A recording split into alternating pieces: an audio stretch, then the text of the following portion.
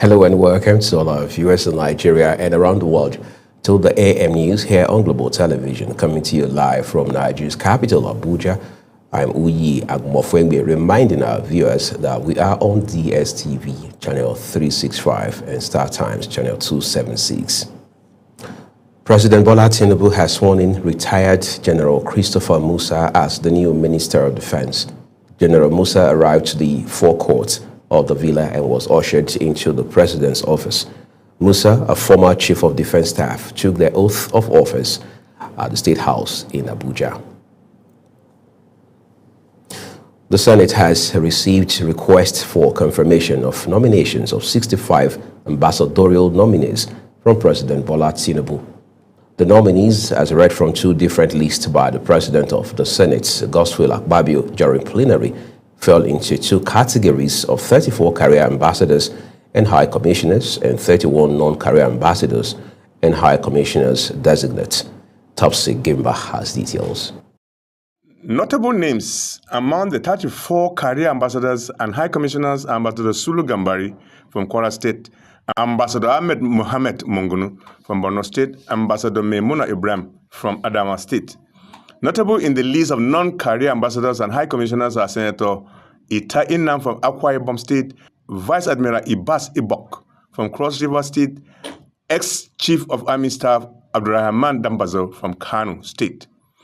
President Tinubu, in the requests, hinge on Section 171, subsection 1, 2, and 4 of the 1999 Constitution as amended, sought for expeditious consideration of the nominees. Accordingly, the President of the Senate forwarded the requests to the Committee on Foreign Affairs for screening and report back within 1 week. Whilst I hope that the Senate will consider and confirm the appointments of the nominees expeditiously, please accept, distinguished Senate President, the assurances of my highest consideration. Yours sincerely, Bola Ahmed Tinubu, President, Commander-in-Chief, Armed Forces of the Federal Republic of Nigeria. Recall that President Tinubu had earlier forwarded to the Senate 3 ambassadorial nominees last week for appointment confirmation.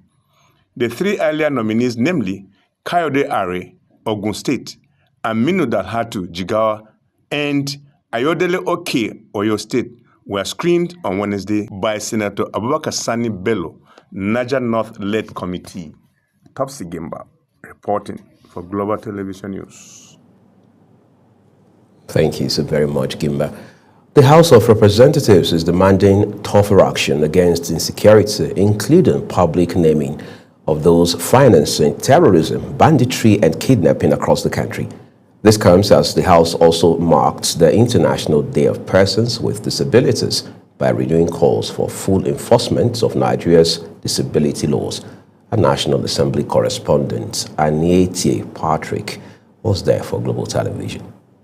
At plenary, lawmakers adopted the outcome of last week's extensive national security debate, a session that reviewed Nigeria's worsening wave of attacks, school adoptions, and banditry. The House is now asking the federal government to publicly name, sanction, and prosecute all financiers of terrorism and kidnapping. So what I'm trying to say, you can see that those who are also going to be exempted, maybe one person will be engaged with 10 police officers, which is irrelevant. We need to specifically mention at least not to exceed 2 or 3, or even 1. It's virtually just go into the website to apply.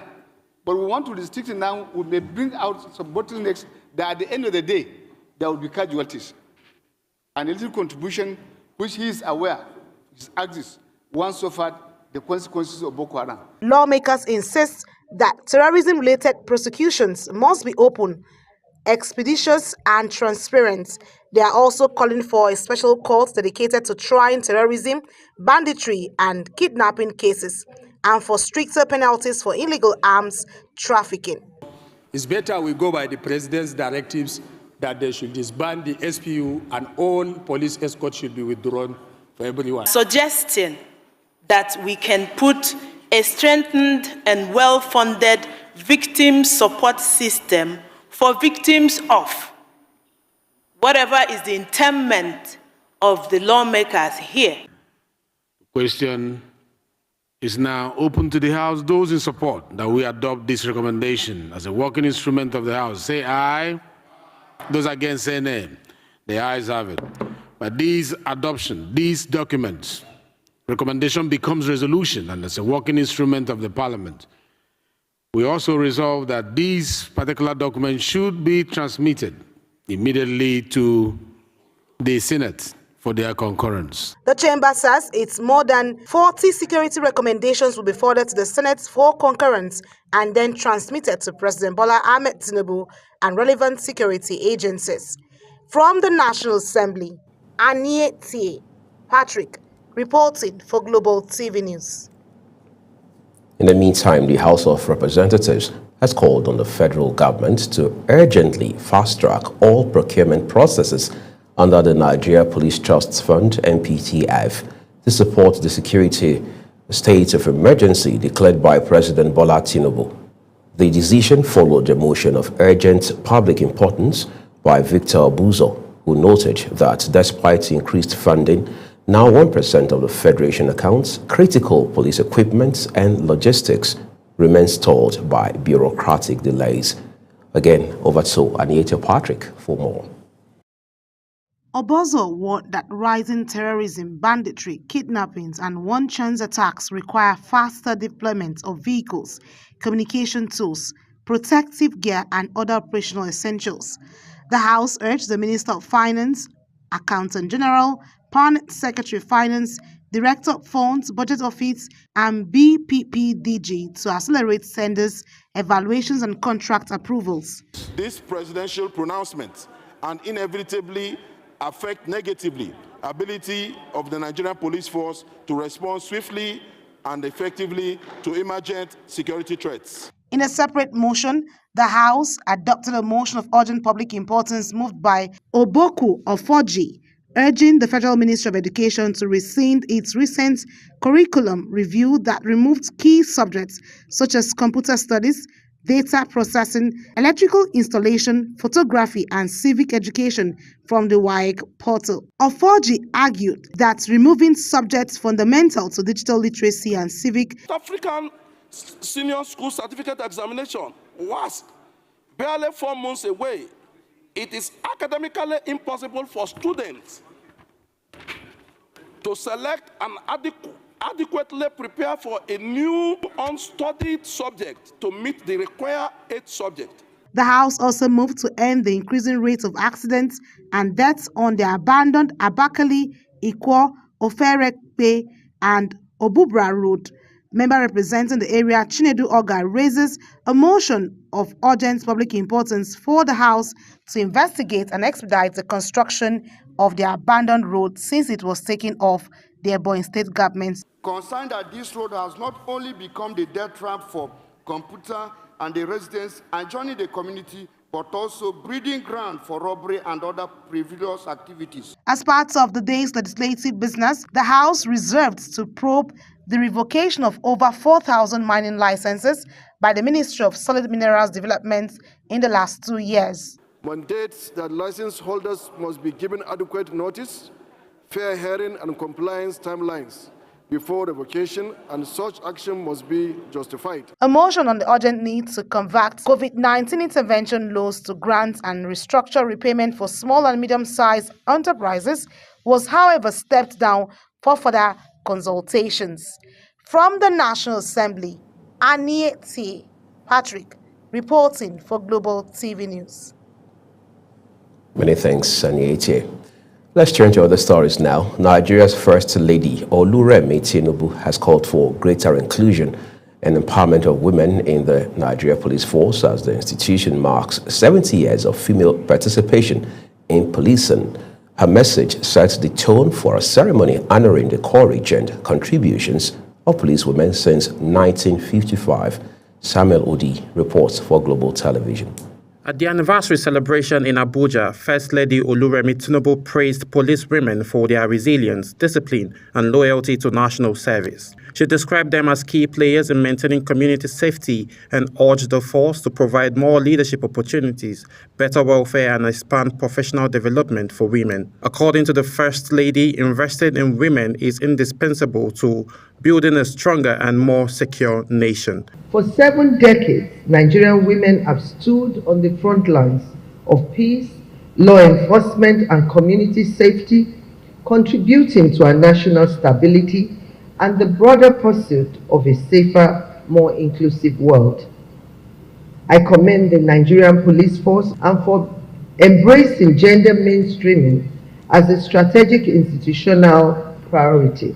These efforts are in line with the renewed hope agenda of His Excellency President Bola Ahmed Tinubu GCFR to strengthen national security for peace and prosperity. Inspector General of Police Kayode Egbetokun also paid tribute to the women who have served over the decades, calling them a backbone of Nigerian police force. He highlighted their achievements in tactical operation, community building, and even international sports, including winning Olympic gold medals. We are here to honor a 70-year heritage defined by resilience, brilliance, discipline, and unwavering service. Over time, women earned their place across every layer of policing.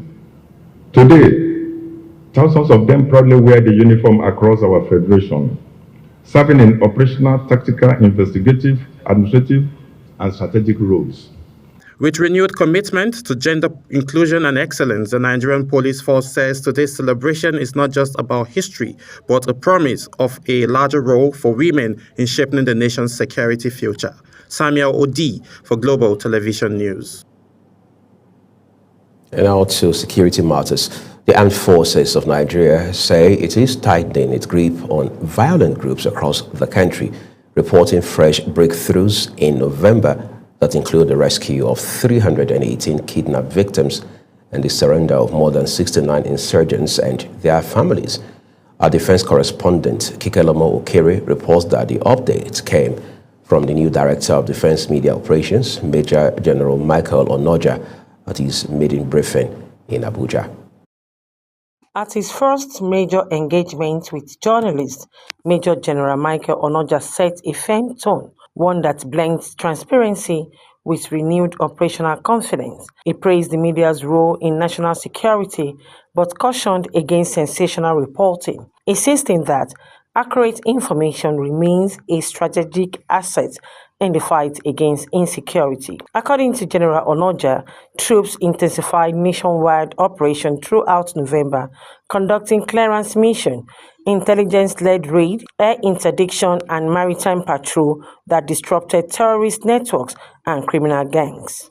Accordingly, in the month of November, several terrorists, bandits and extremists, and other criminal elements were arrested, scores were neutralized, and over 69 of them and their family members surrendered. Similarly, 318 kidnapped victims were also rescued. The director rules out that in the South-South region, troops recorded successes as Operation Delta Safe disrupted oil theft valued at over 217 million naira, destroyed several illegal refining sites, and arrested 25 suspects. In the Southeast, Operation Udoka neutralized armed elements in Enugu, Ebonyi, Abia, and Cross River State, arresting 4 fighters and rescuing 4 hostages. Precision airstrike also destroyed terrorist hideout in Ezeagu. Also foiled oil theft worth 217,664,618 naira only, representing quantity 201,700 liters of crude oil and 88,177 liters of automated gas oil, while 16 illegal refining sites were deactivated.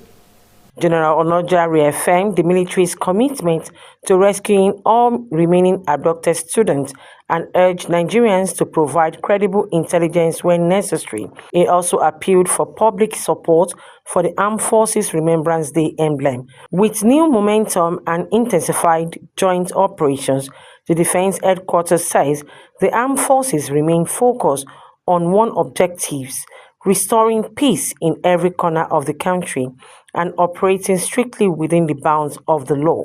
Kikelomo Okere, Global Television News. Kano State Governor Abba Kabir Yusuf has performed the groundbreaking ceremony for a new state-owned polytechnic in Gaya local government area of the state. Global TV correspondent Idris Jibrin reports that upon completion, the institution will become the second state polytechnic offering both national and higher national diploma programs in the state. The groundbreaking ceremony was performed by Governor Abba Kabir Yusuf, accompanied by his deputy, who also doubles as the Commissioner for Higher Education. The governor said education remains a key driver of socio-economic development, and this informed his administration's commitment to investing heavily in the sector for the overall progress of Kano State. Education is not merely a sector of government activity. This is the foundation upon which every modern society is built. It shapes character. It opens the doors of opportunity. When completed, the Gaya Polytechnic is expected to serve students from 12 local government areas within the Kano South Senatorial District, many of whom previously traveled long distance to access tertiary education in the state capital. Let me say that the establishment of this polytechnic in Gaya is intentional. It is strategic. It is firmly rooted in the extraordinary history of the people of this great region. Beyond academic opportunities, the project is also expected to spur infrastructural development across Kano South. The Commissioner of Education, Amina Abdul Salam, revealed that the state government has already approved billions of naira for the commencement of work, and contractors have been fully mobilized to site. Today, history is being made. We are all witnessing a very giant leap towards improving education in Kano State. In the coming days, contractors are expected to engage with community leaders and residents to outline the project timeline and implementation details. From Kano, Idris Jibrin, Global Television News. Thank you so very much, Idris. This is Global Television. You're watching the live broadcast of the AM News. When the rest of the broadcast returns, Guinea-Bissau's Electoral Commission says vote tally destroyed following military coup. We have those details for you, as well as more stories behind this short break. Please, we urge you to stay with us.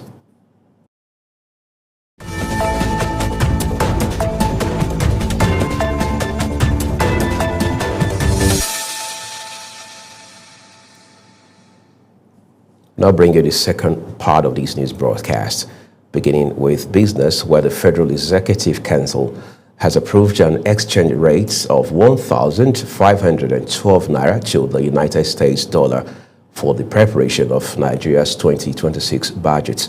Minister of Budget and Economic Planning Atiku Bagudu announced this while briefing at State House after the council meeting, where the 2026 to 2028 medium-term expenditure framework was also adopted. Bagudu said the federal government is projecting 34.33 trillion naira in total revenue for 2026, including 4.98 trillion naira expected from government-owned enterprises. And out of the foreign scene, Guinea-Bissau's Electoral Commission says armed men destroyed most of the vote count from the country's elections, stating that it would be unable to publish results. The military took control of the Portuguese-speaking nation last week, a day before the provisional results of national elections were due to be announced. Zirao Nasiro has details. The Deputy Executive Secretary of the country's National Electoral Commission, Idrissa Jallo, told journalists they are unable to conclude the electoral process, stating that all of the tally sheets were destroyed, except for those from Bissau. Members of the Electoral Commission met with the representatives from the West African Regional Bloc, ECOWAS, who asked whether the body could release the results. Jallo told reporters that they will not be able to release the results, describing how in the morning before the coup, armed men wearing balaclavas burst into the tabulation room. The executive secretary also noted that the men arrested the commission's president and 5 Supreme Court judges who were present while threatening pot-pipe agents. Zahra Unasr reporting for Global TV News.